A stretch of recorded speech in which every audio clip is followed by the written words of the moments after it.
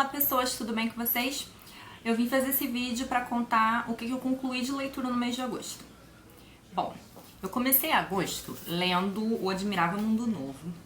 Esse livro me foi indicado pela Denise, foi até ela que me emprestou também, porque ela achou que eu pudesse gostar, já que eu tô fazendo o projeto do Shakespeare. Mas o que o Shakespeare tem a ver? O Shakespeare tem tudo a ver com esse romance. Em primeiro lugar, Admirável Mundo Novo é uma fala da personagem Miranda na comédia A Tempestade do Shakespeare. Só que além disso tem uma série de citações das peças dele aqui.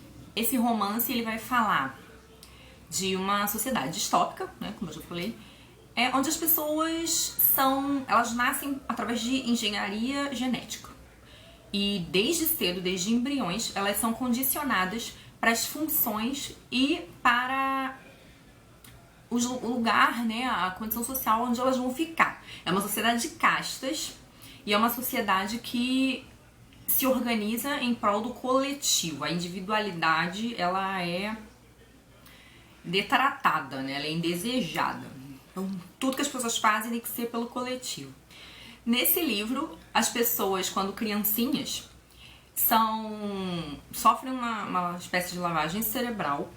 Elas ouvem umas músicas e quando estão dormindo elas ouvem umas gravações também, que é para elas aceitarem esse lugar social para o qual elas foram destinadas.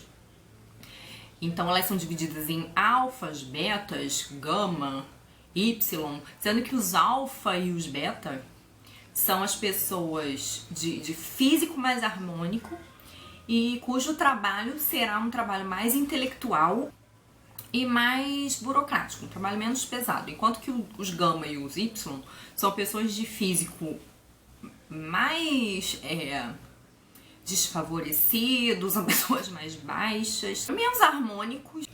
Enquanto que os gama e os y são pessoas com o físico mais desfavorecido, menos harmônico, e o trabalho deles é um trabalho mais pesado. Então essas pessoas vão ser condicionadas desde embrião para suportar trabalho pesado. E essas gravações que as pessoas ficam ouvindo, essa lavagem cerebral que elas sofrem através de músicas e gravações, é para que elas não questionem aquele lugar, nem fiquem. Elas achem que a sua classe social e a sua função são as mais adequadas e que elas não almejem a função e a classe social do outro. O matrimônio é uma coisa indecente para eles. É uma sociedade que valoriza múltiplos parceiros, não é nem poligamia, mas é assim, sexo livre com todo mundo e prática de esportes, muitas ações coletivas, muitas atividades coletivas. Eles detratam a arte, né? Eles nem sabem direito o que é arte. Os filmes que eles assistem são sempre horrorosos, assim, uns filmes com um grande apelo sensorial e sexual e tudo mais. E o deus deles é o Ford.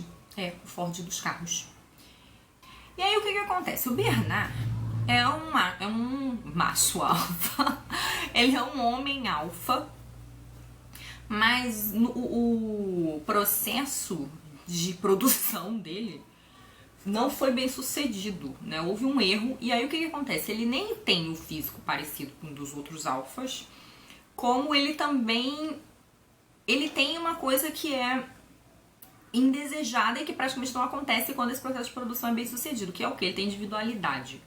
Então, ao contrário de fazer atividades coletivas, ele prefere ficar sozinho, pensando. Em vez de se relacionar com várias mulheres ao mesmo tempo, preferiria ter um namorinho só com a menina lá de quem ele gosta. Então, assim, as pessoas já acham ele meio esquisito, ele não gosta de fazer esporte com todo mundo, ele é meio estranho. E ele é um infeliz, assim, porque ele questiona as coisas que pra todo mundo é normal, não tem nada de questionar, porque a lavagem cerebral funcionou pra elas, pra ele não funciona, então ele fica assim meio infeliz.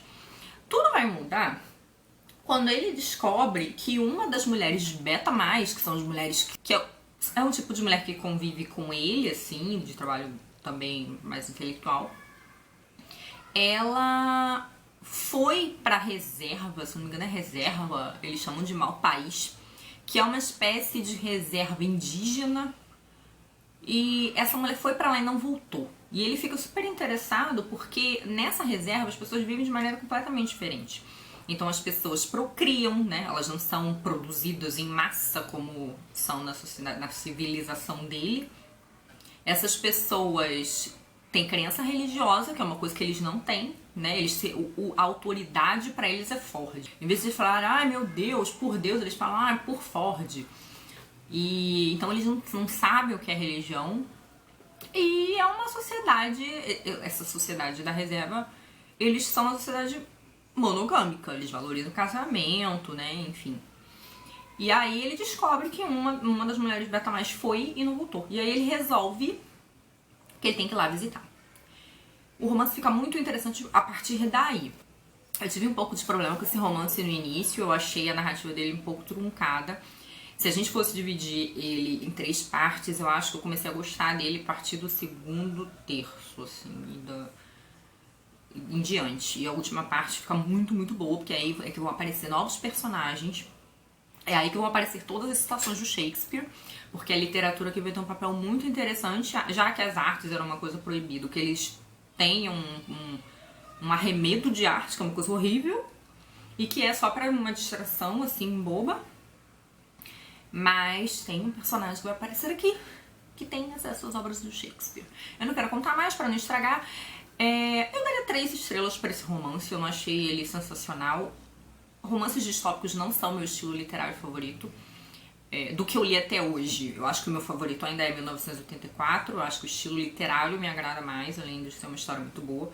A história daqui é boa, mas eu não sei, eu não amei, não. Eu achei ele um pouco... É uma narrativa um pouco irregular. O começo dela é bem estranho.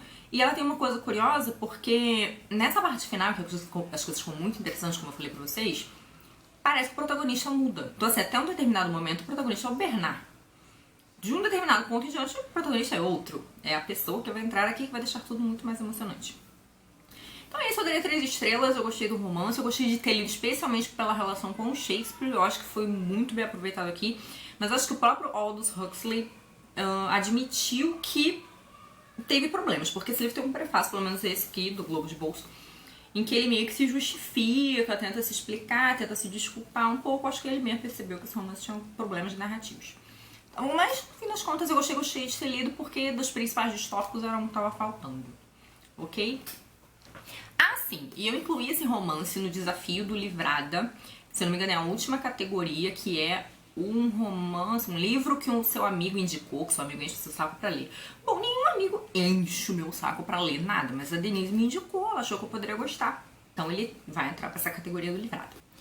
Outro livro que eu li para a categoria do Livrada foi um livro que eu li logo em seguida daquele, que foi o Famílias Terrivelmente Felizes, do Marçal Aquino. Eu só tinha lido um livro do Marçal Aquino, que era O Invasor. Eu li esse livro na época do mestrado. Esse livro virou filme, inclusive. Esse aqui é uma reunião de contos que eu achei ok.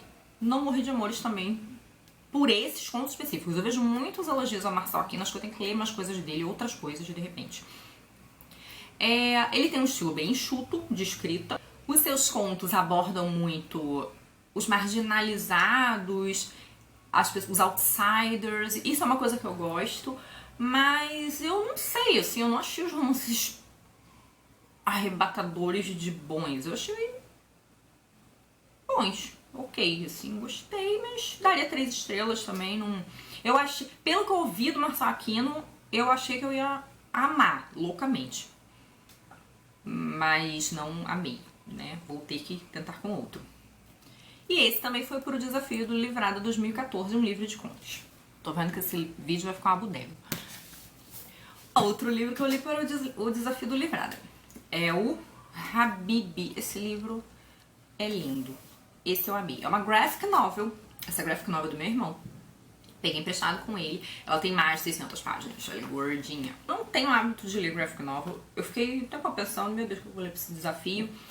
E o meu irmão tinha me indicado esse. E depois a Tati Dantas me indicou também. Porque ela leu, ela adorou. E eu fiquei, ah, meu Deus, tem que ler. Porque são duas pessoas cujo gosto literário eu confio, eu gosto, tem a ver com o meu. Então eu vou ler esse negócio. E eu amei. Eu amei. Ele é lindo. Ele conta a história de Dodola e Zan. O Zan é que é o Habib, né? Ele acaba ganhando esse apelido. E o Craig Thompson vai falar aqui, entre outras coisas, do surgimento da cultura islâmica. Então ele vai citar várias vezes o Corão. E ele também vai fazer muitos paralelos com a história das Mil e Uma Noites. Então aqui, a gente tem a Dodola e o Zan. Os dois são escravos quando eles se conhecem. A Dodola foi vendida pelos pais aos 9 anos, se eu não me engano, para um homem adulto. Foi vendida como esposa, porque a família estava dura, não tinha dinheiro, não tinha pra fazer nada, estava miserável. E você já fica assim, horrorizado com isso no início, né? Mas esse marido dela vai ensinar pra ela. Ela vai aprender uma série de histórias, ela vai aprender a ler, vai aprender a escrever. E isso meio que vai ser uma salvação pra ela, né? Não no enredo em si, mas assim, a contação de histórias nesse graphic novel tem um papel muito bonito, que deixa a história toda muito bonita. Acontece uma coisa ruim com o marido do Dodola e ela acaba sendo vendida. Ela tá pra ser vendida como escrava, né? Ela foi sequestrada, tá pra ser vendida como escrava. E aí ela vê o Zan largadinho, ele é uma criança de 3 anos, ela deve ter uns 10 anos. E ela dá um jeito de fugir, pegar, passar a mão na criança e sair correndo. Ela foi com dó daquele bebezinho abandonado e vai embora. E aí eles vão viver num barco naufragado no deserto, né, no meio da areia. Eles ficam vivendo ali algum tempo, até que depois eles vão se separar e vão acontecer várias coisas. Esse graphic novel é muito dramático, acontecem umas coisas terríveis, você fica horrorizado, você fica, meu Deus, não pode ser. Eles sofrem muito, os dois personagens vão sofrer muito. E vão se separar, e vão se reencontrar, e vão fazer escolhas terríveis, e você vai ficar arrasado, eu pelo menos fiquei. E aí eu espero que dê pra ver, né? Eu vou abrir aqui numa página pra vocês verem o trabalho gráfico dessa graphic novel, que é um negócio impressionante de lindo, assim. Espero que dê pra ver um pouco, eu não sei se vocês vão conseguir enxergar. Deixa eu achar mais outro aqui. Os capítulos vêm assim, ó, o início.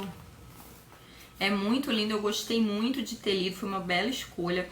Assim, eu não sei falar muito de graphic novel, porque eu não tenho o hábito de ler. Então eu não sei dizer direito o que a gente avalia pra dizer que é bom, né? Desenho, parte gráfica. Eu sei que eu gostei muito da história, eu achei os desenhos muito bem feitos.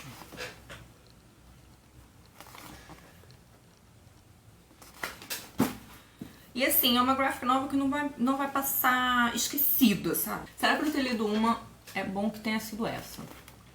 Porque ela é muito bonita. Tá, então aqui, Habib, do Craig Thompson. Li também para o Desafio Livrada 2014. Então agora, encerrando esse papo de livrada, vamos para uma outra leitura que eu fiz, que foi o Rayuela, do Julio Cortázar. Ou o Jogo da Amarelinha, do Julio Cortázar, ou Rachuela, como já me disseram que é assim que se pronuncia na Argentina, eu não sei. Mas enfim, o Jogo da Amarelinha, eu comprei esse livro em Buenos Aires, o meu é em espanhol.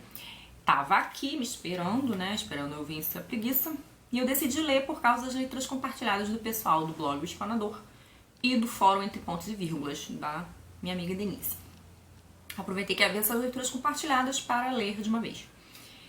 E eu tinha muitas expectativas em relação a esse romance. Por que tá piscando o negócio ali? Peraí. Eu tinha muitas expectativas em relação a esse romance, porque eu já li 4 livros de contos do Cortázar e eu gostei muito.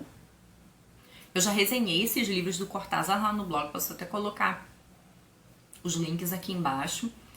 E eu tava muito animada pra ler, mas assim, não foi a Coca-Cola toda que eu achei que fosse. Bom, esse romance é muito errático.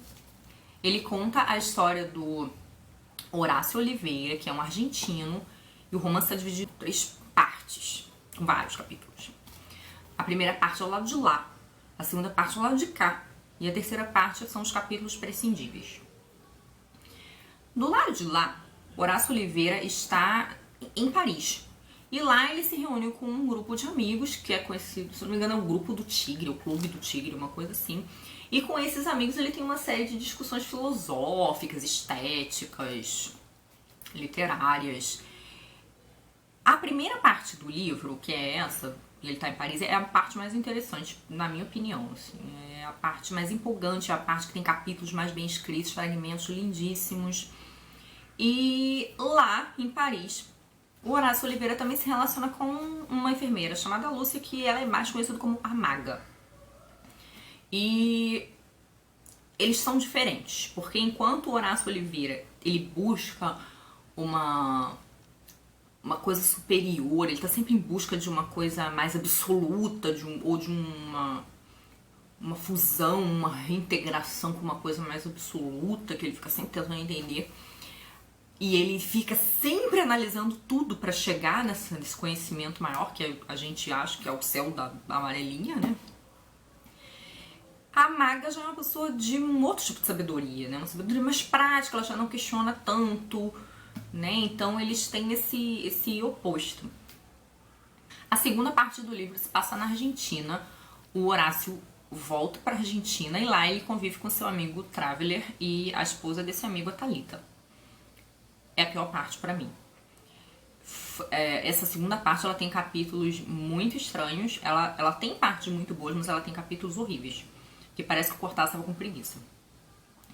E alguns capítulos são muito aleatórios, as coisas que acontecem, as soluções narrativas que ele dá são muito forçadas em alguns momentos. E alguns capítulos são simplesmente insuportáveis, não acontece nada. Então, esse foi um pedaço mais difícil de ler. E a última parte tem uma série de citações. A do capítulos prescindíveis, ela tem citações de livros, citações de jornais. Mas não só isso, ela também tem capítulos de narrativa que até ajudam a entender acontecimentos das outras partes. Elas ajudam a arrematar coisas que ficaram meio vagas nas outras partes.